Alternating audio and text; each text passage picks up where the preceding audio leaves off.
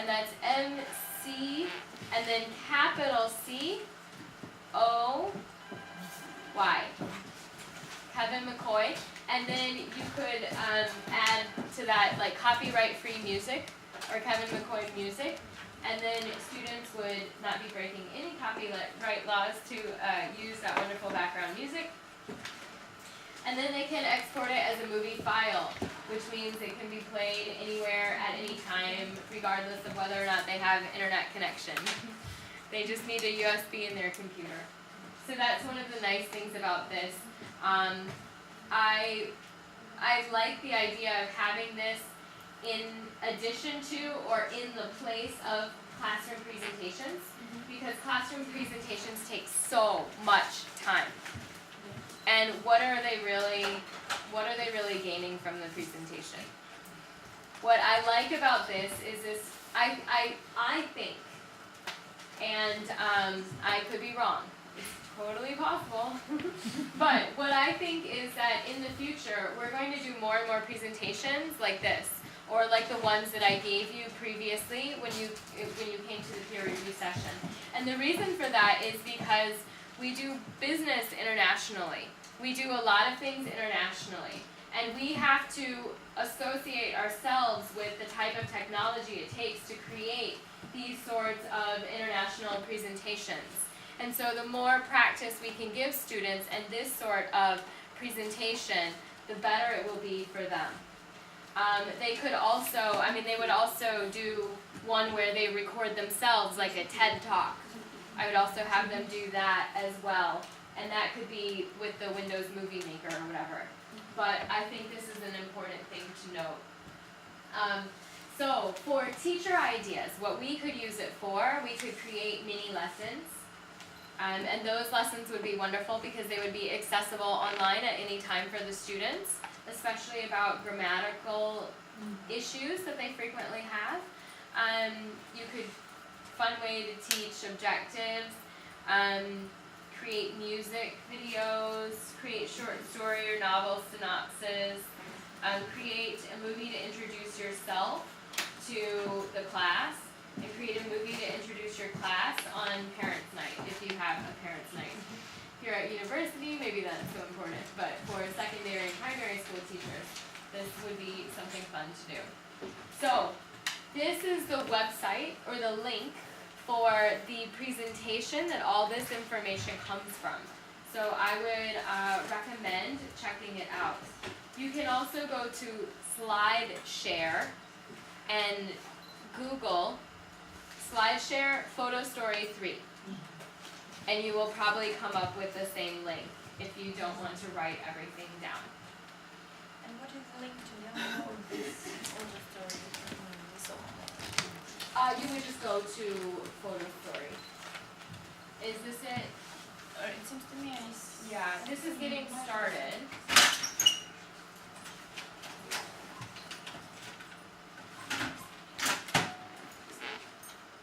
Oops, sorry, spelling it right.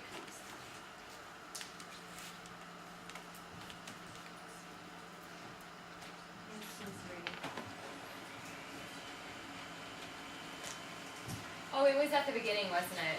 So it's just a Microsoft download, right? So you can see that you can access it from any of these.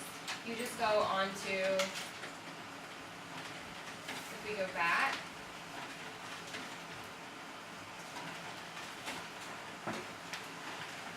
here, Microsoft.com.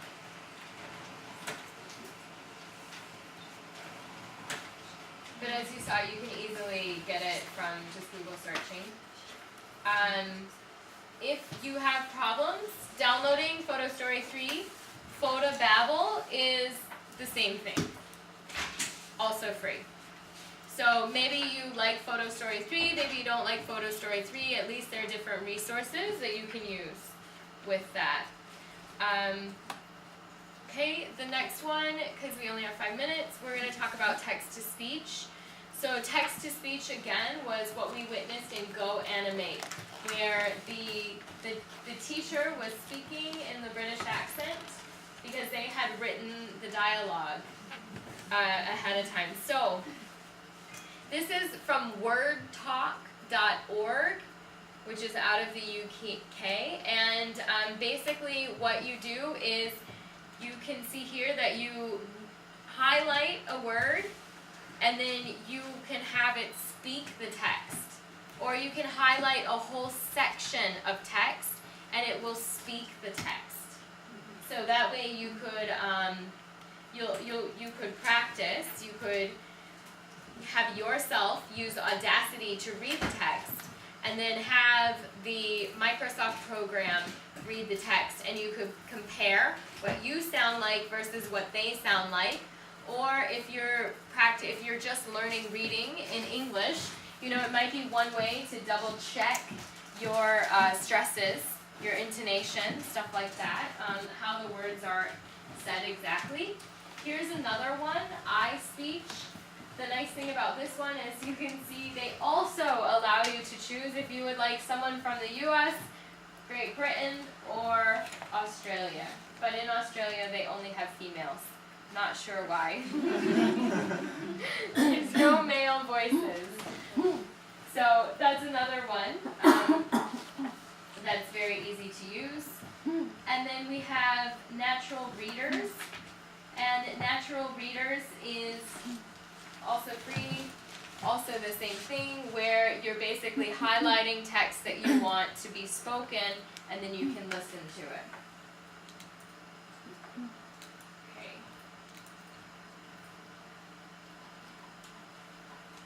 All right. Clear.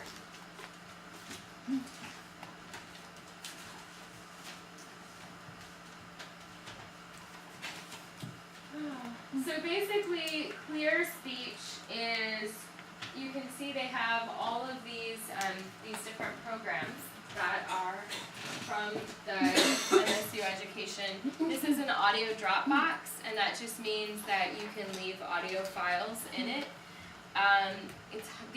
They have a lot of different programs, some of them games that are free that you can utilize with students online. So it's sort of like a compilation of everything we just talked about. And I'm going to leave it to you to explore. It's very easy to explore. There are a lot of videos about Clear as well, so it wouldn't be hard for you to find a tutorial on YouTube. That's what I always use, by the way. If you're not a fan of YouTube tutorials, you should become one, because it will save you so much time. It literally will go step by step how to do something. So if I'm ever confused about something, I always just Google search YouTube tutorial, then like whatever it was I was confused about. 99% of the time there will be one. And then I watch it and I'm like, oh, that's what it is. So I find them very helpful. So Clear, I can't even read that. Sorry, I forgot what that relates to. Oh, quiz break. So this one is really, really fun, and there's you can create Jeopardy. So this is an example of a quiz break. So this is Jeopardy. It's a game that was very famous as a talk show in the United States for many, many years. It may even still be on air. But basically, students have categories, and they have dollar amounts. And then you tick one of them, and you come up with a question. Oh, you also have Team A and Team B, right? So you come up with a question. For example, name the 3 people displayed here. And then we probably cannot name them because it is not Ukrainian money. But ideally, you would have Ukrainian money instead of, what is that, Armenian money? I think that's Armenian. Although it looks Georgian. But we answer in the form of a question. We can guess. When we give an answer Yeah, in the form of a question. yeah, that's Jeopardy. So, but here, this is your answer. Yeah, these are the people. For this one, you don't need to answer in the form of a question. Normal Jeopardy, you do have to answer in a form of a question. Who is? Name. What is? Name. But on this one, you don't necessarily have to. But what again, this is there are a lot of different fun activities that you could use with the students that they would like. This one is handwriting practice online, which enables them to use a mouse or some device to do that. This is a podcast program for maintaining podcasts on English language teaching. These are recorded questions for your students to answer. So these would obviously be asynchronous answers, right? Not at the same time because it would come after the fact. Mashups are also combining video, audio, text, and interactive exercises for them. Then you also have like the audio Dropbox, you have the video Dropbox where you can store different videos that either you or the students have created. Okay, so that is clear. That is our example of clear. And, okay, what do you do to find your own teaching resources currently? Google, yeah, of course. Google, anything else? BBC News, yeah. I actually find a lot of resources from also Forbes. So I know it's like a business magazine, but they do a lot with technology.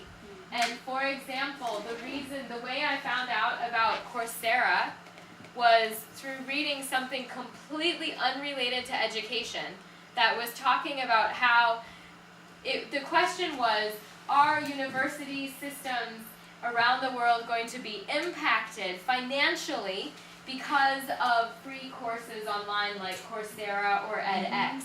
So I was reading this article, but then I was like, wow, Coursera, ooh, edX, I gotta find out more about this. And so it indirectly led me to these fantastic teaching resources. So I do that as well, in addition to Google, like reading about education in general, oftentimes.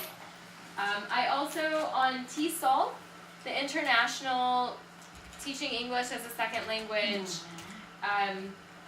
webpage, they frequently have a lot of the newest resources as well as lesson plans for teaching online. So I go to their webpage a lot. I'm a TESOL member and have been for many years, and I get information from there. I also go to share, let's see if I can remember this one, haha. I have it as a bookmark at home, so I never have to remember it.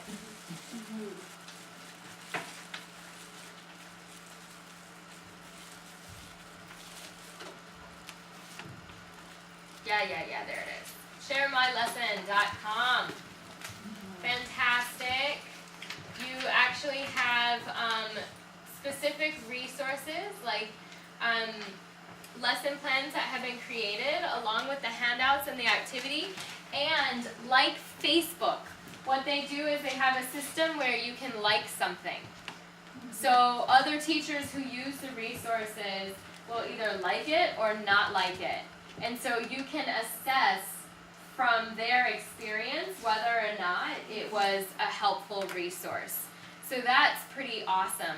And then they also write things that maybe they did differently about the lesson plan to give you ideas. So I really enjoy this, and as you saw, it's for grade schools.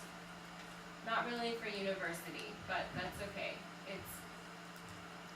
They have a nice little tutorial as well here, and they have more tutorials here, like how to share, how to find a resource, etc. Okay, so I think that gives you quite a lot of information, right? I hope. Yeah, thanks for waiting, even though we were delayed at the beginning. I appreciate that. It was important for me to share what I needed to share with the students, and then I ran back over here. I hope you all have a wonderful evening and come to the book club. And I'll see you not next week, but the week after. Okay? All right, have a good night. Good night.